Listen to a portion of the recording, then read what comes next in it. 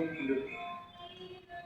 రెండోది, నేను asthma patient అంటే డెఫినెట్గా జేబులో ఇన్హేలర్ ఉండాలి.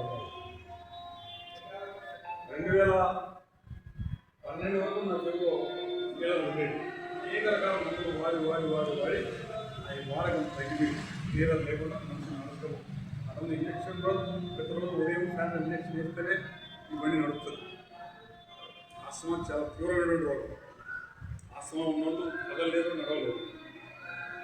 ఆఫీసులో పోతే ఈ మందులు వస్తుంది, ఇద్దరు వస్తారు. అట్లాది సమస్య ఉన్నాం, మందులు వాడడం పోయింది. ఈ 10 ఏళ్లలో నేను మిల్కి లేకుండా పోయింది. ఆస్తమా కూడా 2 రకాలు మొదలైన ఆస్తమా అయినా వచ్చేప్పుడు నాకు 2 పోయినాయి. అలాగే అనేక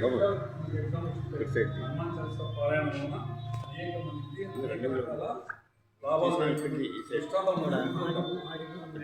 చంద్రలపాడ విజయవాడ దగ్గర ఒక విలేజ్ వచ్చింది. ఈ సైడ్ మన ఎస్ఎస్ఎఫ్ దేవాలయం కాడ పూజారి ఉంటాడు. అక్కడ ఒక అమ్మాయి పోలీస్ కానిస్టేబుల్ ఉద్యోగం కోసం నంద్యాలలో ట్రైనింగ్ తీసుకుంది. 2 సంవత్సరాలు ట్రైనింగ్ డబ్బులు పెట్టి అటెండ్ టెస్ట్